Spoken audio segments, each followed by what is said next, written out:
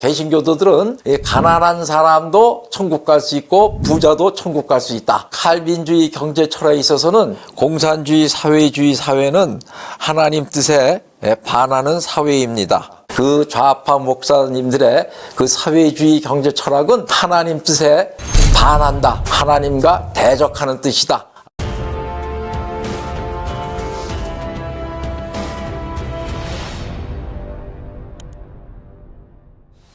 안녕하십니까, 장대성입니다. 오늘은 어떻게 하면 이 세상에서 부자로 행복하게 살다가 사후에는 천국을 갈 수 있는가에 대해서 말씀드리고자 합니다. 이 세상에 아마 거의 모든 분들이 부자로 살고 싶어 하시고 사후에는 천국에서 영생을 하고 싶어 하실 겁니다. 그런데 이 세상에서는 부자로 사시다가 지옥을 가시는 분도 계실 거고, 가난하게 살다가 천국을 가시는 분도 계실 거고, 어떤 분들은 불행하게도 이 현실 세계에서 가난하게 사시다가 또 사후에는 지옥에 가실 분도 아마 계실 겁니다. 그럼 어떤 것이 가장 좋겠습니까? 이 세상에서 부자로 행복하게 사시다가 사후에 천국에 가서 하나님과 영생하는 것이 가장 좋은 길이겠죠. 정말 큰 부자로서 하나님 잘 믿고 그러셨던 분들이 있습니다. 그러니까 거부 개신교 신자들이죠. 여러분들이 잘 아는 그 록펠러, 아직까지 이 지구상에서 록펠러만큼 돈을 많이 가졌던 사람은 없다고 얘기하지 않습니까? 록펠러는 살아있을 때 11조로 꼭박했고 말년에는 그 수많은 재산을 사회에다 기부를 많이 하였죠. 그리고 세계 최초의 백화점왕, 세계 최초로 백화점을 세운 존 워나메이커, 가난한 소년으로 성장을 해서 큰 부자가 되어 하나님 일을 열심히 하시고 헌금 많이 하다가 천국을 갔죠. 그리고 우리나라에서는 많은 분들이 계시지만 한국유리를 창업하신 최태섭 장로님, 그리고 유한양영을 창업하신 유일한 박사님 등이 아주 독실한 개신교 신자였으며 거부로 세상을 사시면서 이 사회에 많은 좋은 일을 하시다 천국을 가신 분들입니다. 우리가 이분들은 어떤 정신으로 살았기 때문에 이렇게 거부가 되었을까요? 자본주의 정신으로 살았죠. 그 자본주의 정신으로 산다는 것은 바로 뭘 얘기합니까? 하나님 말씀대로 일상생활, 경제생활, 사회생활 하는 것을 말씀드릴 수가 있습니다. 이것은 칼빈 신학의 예정론에서부터 시작이 되었죠.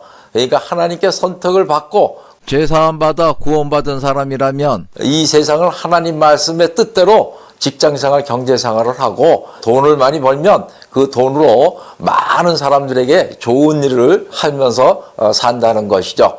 그래서 이 분들은 어떤 생활을 했느냐? 첫째, 자기가 하는 일, 이 직업이 하나님께서 주신 사명이고 소명이다. 그러니까 하나님이 주신 일이니까 한치도 소홀함이 없이 성실하게 철저하게 이 일을 완수를 해야 된다. 이런 철학으로 살았죠. 그리고 이분들은 노동은 하나님께서 주신 축복이고 은혜이다. 그러니까 노동은 신성한 것이다. 신성한 노동이고 하나님께서 주신 축복이니까 어떻게 일을 해야 되겠습니까? 열심히 일을 하고 성실하게 일을 해야 되고 죽을 때까지 일을 했겠죠. 이 자본주의 정신에서는 은퇴라는 개념이 없습니다. 죽을 때까지 성실하게 하나님의 영광을 위해서 일하는 것이 자본주의 정신이죠. 그리고 성경 말씀대로 근면하고 약속 잘 지키고 신용을 지키고 다른 사람 배려를 잘하고 다른 사람과 화목하면서 경제 활동을 하니 성공을 하지 않을 수가 없었죠. 청교도 자본주의에서는 끝없는 이익 추구 정신을 강조를 하고 있습니다. 왜 끝없는 이익 추구 정신을 강조를 하냐면 하나님의 영광을 위해 하려면 우리가 계속 돈을 벌어야 됩니다. 그리고 좋은 일을 하려면 돈을 계속 많이 벌어야 돼요.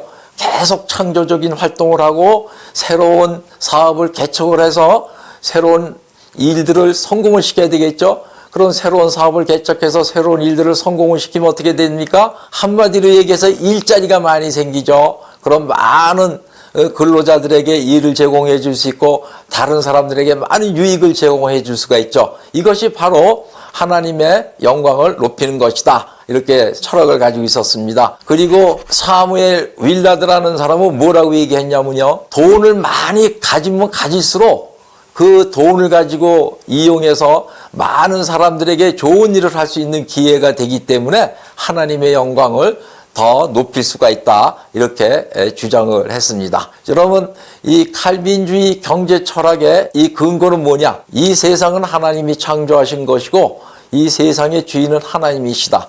그리고 이 세상을 만드신 하나님은 모든 이 사회 조직이라든가 일들을 유기적으로 연결을 시켰기 때문에 이 연결이 안 된 부분이 없다.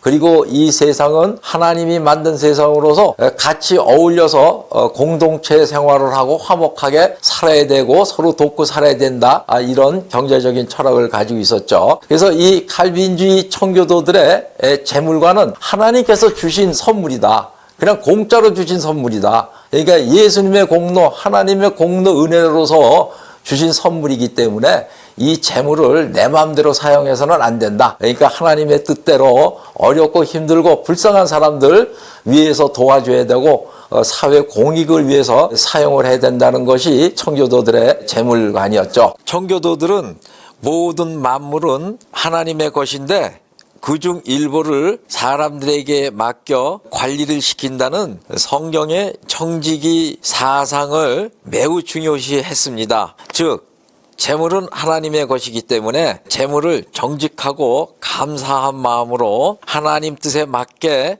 소유하고 관리해야 한다는 철학을 강조했습니다. 칼빈주의 경제 철학에 있어서는 공산주의 사회주의 사회는 하나님 뜻에 반하는 사회입니다. 그래서 모든 사람이 재산을 똑같이 갖고 경제적 이익을 평등하게 나눠갖는다는 것은 하나님 사상과 하나님 말씀의 뜻에 어긋난다고 칼빈은 주장했죠. 그래서 하나님께서는 어떤 사람에게는 많은 재물을 주고 어떤 사람에게는 적은 재물을 주고 어떤 사람에게는 능력도 다르게 준다. 어떤 사람은 기계공학의 능력을 주고 어떤 사람은 장사를 잘하는 능력을 준다. 하나님이 주신 능력과 그리고 거기에 따른 재물은 똑같을 수가 없다 하는 게 칼빈주의의 경제 철학이었습니다. 개신교 목사님들 중에 이 사회주의 철학을 가진 목사님들이 계셔서 좌파 목사라고 그러는데 그 좌파 목사님들의 그 사회주의 경제 철학은 하나님 뜻에 반한다.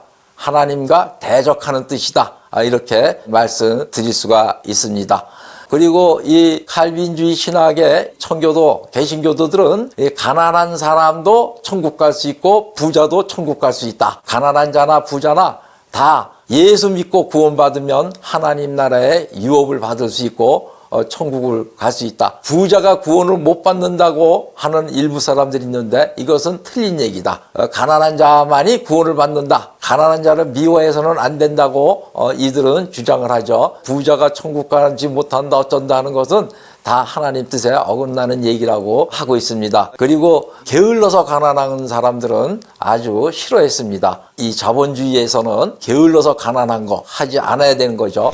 하나님 뜻에 따르는 자본주의 정신에 철저한 사람들이 많으면 많을수록 어떻게 되겠습니까? 경제활동에 성공하는 사람들이 많고 돈 잘 버는 사람들이 많고 다른 사람들을 도와주는 사람들이 많으니까 이 사회는 점점 발전하고 더 윤택해지고 행복해지겠죠. 철저한 자본주의 정신으로 생활을 하면 경제적 부를 갖추고 이 세상에서 행복하게 살 수 있고 또 사후에는 천국을 갈 수 있죠. 사도행전에 나오지 않습니까? 20장 35절에 주는 것이 받는 것보다 복이 있도다. 그래서 우리는 남에게 받으려고 그러지 말고 주려고 그러고 도움을 베풀려고 그러는 생활을 해야 되겠습니다. 그러면 받는 것보다 다른 사람들에게 주고 유익을 베풀려면 어떻게 되겠어요? 예수 잘 믿으면서 돈도 많이 벌어야 되겠죠. 돈을 많이 벌어 부자로 살면서 다른 사람들에게 좋은 일을 하다가 사후에는 천국에 가서 하나님과 영생을 합니다.